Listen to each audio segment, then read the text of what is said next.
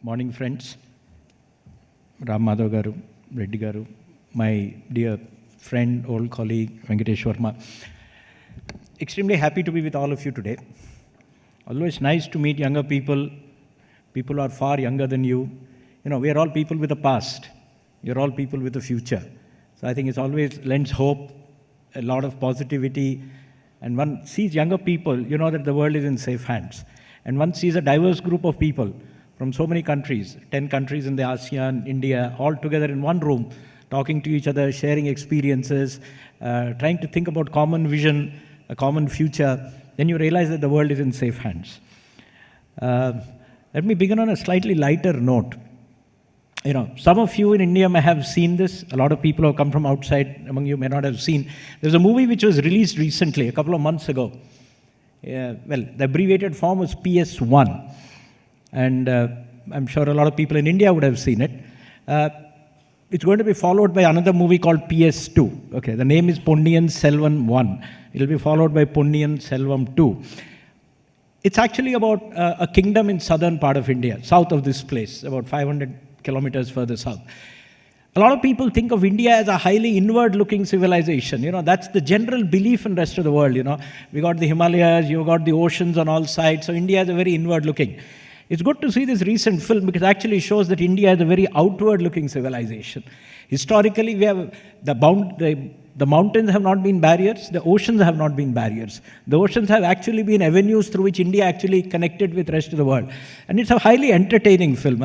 Very nice actors and actresses and a good story, excellent photography. So if some of you are free tonight or tomorrow night, I recommend, you know, you can Google or go to Amazon Prime and some of you can show it to your friends. It's excellent. But it also shows that was a big kingdom in southern part of India, somewhere closer to Chennai, Madras, and how closely it was connected with Southeast Asia. You know, there were very strong linkages, very strong maritime linkages between this part of the country and, you know, what is Indonesia today, Malaysia, Singapore. A very strong cultural connect was there. And it was not just cultural. The underlying thing was economic. It was trade. It was businessmen going and doing trade. And we are talking of more than 1,000 years ago. And it's not just that. You go to Bengal. You know, the ports in Bengal, the ports in Orissa, on the east coast of India had extreme, actually probably they were far more linked to Southeast Asia than to India, the rest of the country itself. So I think this is the historical route. I myself have had some minor experience of Southeast Asia. I'm not a diplomat, so I've not worked in any of these countries. I used to work in a training academy in India. It's in the hills in the north, Mussoorie. It's called the Lal Bahadur Shastri Academy. And it used to run a course once upon a time, which was about learning about development. So about 30 very senior bureaucrats, joint secretaries as we call in Government of India, would be taken. The course would be for 4 weeks in India, 4 weeks in UK, because that's another developed country from India, and 4 weeks in 2 countries in Southeast Asia, Malaysia and Singapore. And, you know, my wife is also a civil servant, so she ran that course. So 3 weeks in Malaysia, there's an organization there called INTAN, which is actually the Civil Service College in Malaysia, and the Civil Service College in Singapore. And you actually realize that these are countries which can learn a lot from each other. We have very common historical links, cultural links, plus a lot of our socio-political setups have a lot of commonalities, be it our constitutional structure. I mean, a lot of us drive on the left, or the right side of the road, you know, quote unquote, the left side. So a lot of such common links are there. And I actually was not on the course. I decided to actually hike. I still remember I landed in Kuala Lumpur, took a bus, and I traveled all over Malaysia, up north, Pahang, Terengganu, all the way up to the Thai border, jumped over to the other side, then took another bus, came all the way down, you know, you again cross Penang, you cross Johor Bahru, and then into Singapore. You actually see the country from below, not as a bureaucrat, but and then you realize the diversity is so large, just like in India. At the same time, the commonalities are huge. You know, I mean, one of the regions in the world where actually the standard form of greeting, which all 3 of us did when we got onto the dais, is understood also in large parts of Southeast Asia. When I fold my hand and say this, everybody understands it's a greeting. So I think, you know, that you begin with a lot of commonalities, and there's a lot to learn from each other. These 2 regions are, you know, India is a subcontinent, you know, a country of 1 billion plus people, 1.3 billion, and Either yesterday or tomorrow, we are about to become the largest country by population. And the ASEAN are two major regions with immense diversity, immense potential. Look at our sizes. I mean, India is about a 1.3 billion. ASEAN is about 700 million, 0.7 billion. Our economies today are roughly similar in size. We are $3 trillion plus. The ASEAN as a grouping is about $3 trillion plus. And both of us have extremely, extremely bright futures. I mean, there is, our Prime Minister Modi ji keeps talking about 2047, Amrit Kal, which is 100 years of India's independence.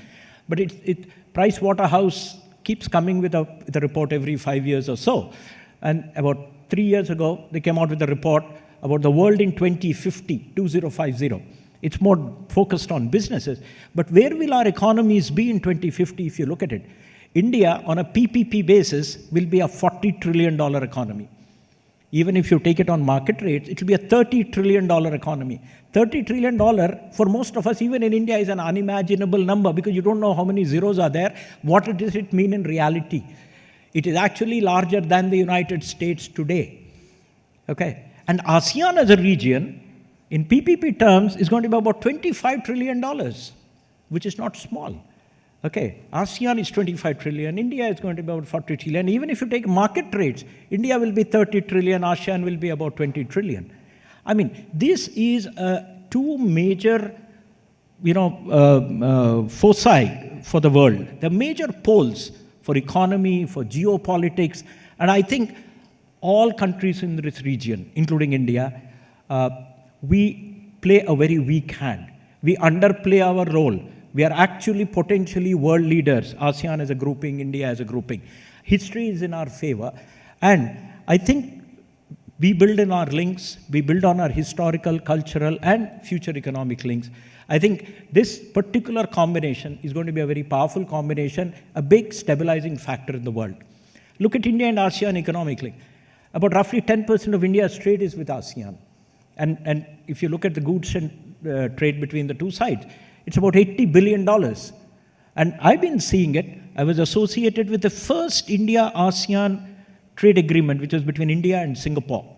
And I was in the negotiating team as a very young junior officer, more than, almost 20 years ago, 2002-03, when it was being negotiated. And India and Singapore have a very, very level free trade agreement. It's called SECA. And then India and Thailand had one. And then we have one with entire ASEAN. And then we have one or two with small other countries also individually. Now, that has seen such a huge, over 20 years, for something like $3 or $4 billion of trade, it's gone to $80 billion only in goods. Agreed. There are always some criticisms here and there, that ASEAN sells more to India, India sells less. But I think these are all evolving things. I mean, and both these sites have a lot of complementarities. India needs coal for its power plants. Indonesia is the biggest supplier of coal. You need edible oil, you got Malaysia, you got Indonesia, all of them supplying edible oil. I mean, you need television sets, automobiles, a lot of them come from Thailand. So I think the economies have a lot to, buy and sell each other. So I think there is an immense potential. So think of it, if these are two economic blocks, India is a $30 or a $40 trillion economy. ASEAN is a $20 to $25 trillion economy. Where will we be? If we should be actually trading something like $2 to $3 trillion with each other. So I think that is the future. That is the potential that these sides have. But how do we realize that potential? And that's why I've interpreted the word regional development as, regional development looking at India and ASEAN as a large mega region. If you see that, I think we need to anchor this relationship with a lot of positives which can then be used to build upon. So what do you need to anchor it on? I think you have had sessions yesterday and day before on connectivity. Some of our friends, colleagues must have spoken to you. I think connectivity is key. We need road connectivity, rail connectivity, air connectivity, port connectivity, and in the modern world, digital connectivity. It's very strange, but at some time in the past, 100 years ago, the British actually ruled India. They had Burma, they had Malaysia, and they had Singapore. You could actually drive from Singapore to India, if there was a car then, without a passport, because it was one country. It was part of the British Empire.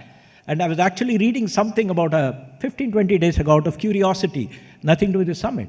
The British had a railway system in India which went all the way to our northeastern part, Dibrugarh, Assam, that area. And in Burma, they had something called the Mandalay Rail, which came all the way from.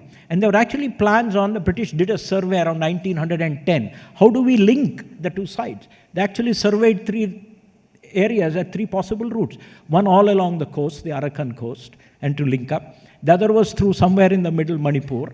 And the other was much more to the corner of India, where India meets Burma and China, and then, connected. All 3 were surveyed. In those days, it costed, 30 million rupees. It was too costly, and so some bureaucrat like me said, don't go ahead and do it.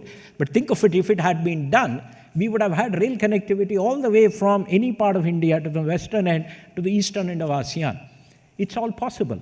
By the way, that same survey, when you had the Second World War, and China was cut off from the rest of the world because the Japanese had occupied the coast, they had to be supplied.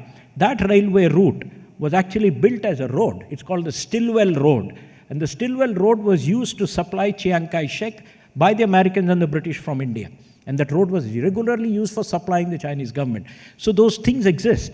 So I think the governments on both sides, the ASEAN countries and India, is trying to build up these links. So road and rail connectivity is absolutely important. 2, what would this connectivity do? And the port connectivity. It will link up some of the most dynamic regions of India with ASEAN. There's a huge population and a huge growth potential on the east coast and the southern side of India. And the ASEAN is on the other side. The Bay of Bengal is just a lake which joins us both. So if you have better connectivity, we can actually anchor our future economic relationship on that. The second is you to anchor that in a lot of treaties and agreements. I think the India-ASEAN Free Trade Agreement is one such. There are many such agreements between both sides. We need more of those. We need to be more liberal so that, you actually give businessmen and companies a basis to actually engage with each other and, see that both sides prosper. We need to anchor it with solid tourism. I mean, people don't realize, Indians tour a lot. And in Maldives, in Mauritius, and Sri Lanka, the largest tourist group is actually Indians. I'm sure, of course, you have to just go around, and even if I open my phone, I get full of ads, come visit Singapore, come visit Bali, come visit Malaysia. So obviously all these things are there.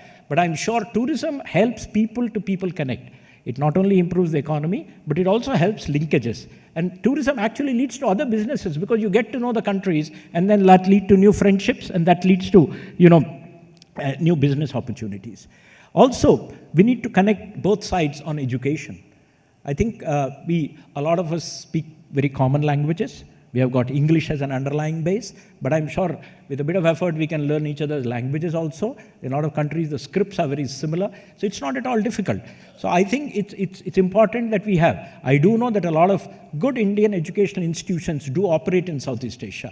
I'm sure the reverse is also possible. If greater education collaboration will also lead to greater friendships. What is the soft power which the West has? Apart from Coca-Cola, which everybody drinks, the other soft power they have is education, actually. So, the British Empire has gone, but, people still go to Oxford and Cambridge to study. I think the day has come when, people from India should be going to Singapore, Malaysia, Indonesia, Cambodia to study, and, the youth from there should come to India to study. India has world-class medical colleges, engineering colleges. And by the way, I was working in one state in India, Jammu and Kashmir. And I didn't realize that half the foreign tourists who come to J&K came from 2 countries, which is Malaysia and Indonesia. I didn't even know that. Okay, fine. People, you want to go to snow, you don't have to go to Switzerland. You can come to India and see snow. So, these are the potentials. So, tourism, education, solid links in terms of treaties, etc. This will then lay the groundwork for top-class trade in goods, trade in services, and financial flows. One of the largest sources of foreign direct investment in India is Singapore. Singapore is a city-state. Some of you are from there. Singapore's prosperity depends on the prosperity of the neighborhood and prosperity of India also. So I think as we connect, we engage more, I think the entire region can get pulled up. There are a lot of commonalities, and there's a lot to learn from each other. You've had a history. A lot of part lot of countries, barring one or two, have been under foreign occupation as colonies. India has also had these kind of issues.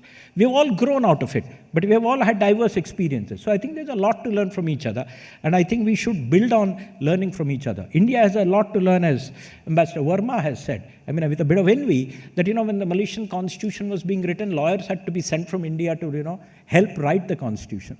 But they've gone far ahead of India in many things. If you see the Civil Service College in Singapore, it's first rate. I mean, the kind of training they provide to the young people who get recruited to the Singapore civil service. There's a lot for our civil service to learn. How do you set up strong, efficient, world-class civil services in some parts of the world? So I think we can learn a lot from each other. We can learn on the economic side from each other in terms of how has Southeast Asia prospered. You've had some extremely successful strategies. What is it? Number one, openness. Openness to trade. I think trade has been the anchor of the growth of Southeast Asia. I mean, in a way, people talk of China being an export powerhouse. I will say Southeast Asia is actually an export powerhouse in a way. So I think openness and trade has helped Southeast Asia. India can learn from that. You've also succeeded because of harmonious society. When I say harmonious, people at peace.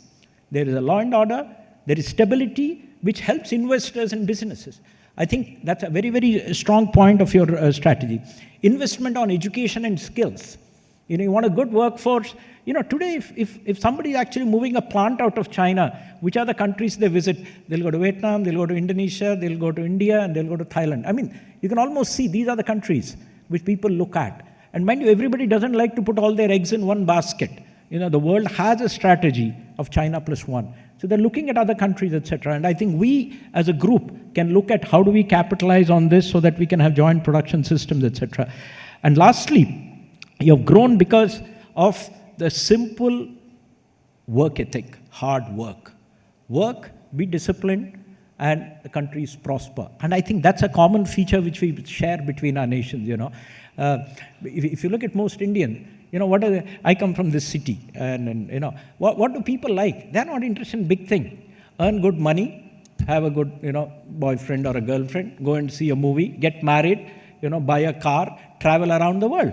Hey, that's fantastic, because that's how countries grow, because each individual works hard for himself, and then the countries prosper. So I think we can learn from that. There are a few challenges. I'll just outline 2 or 3 of them. Well, all these prospects are there, $30 trillion, $20 billion region, economy and all that. We are going to have a lot of issues we need to. The world may slide into protectionism. We have all grown on free trade.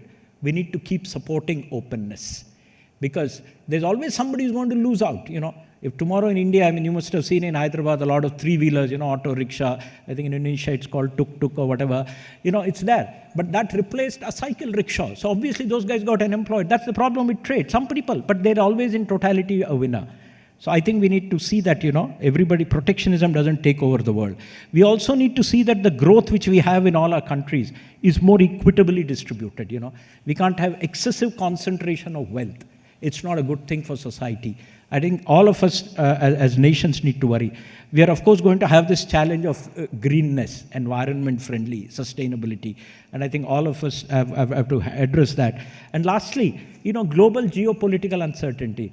We are having all kinds of disturbances which you can see in Europe.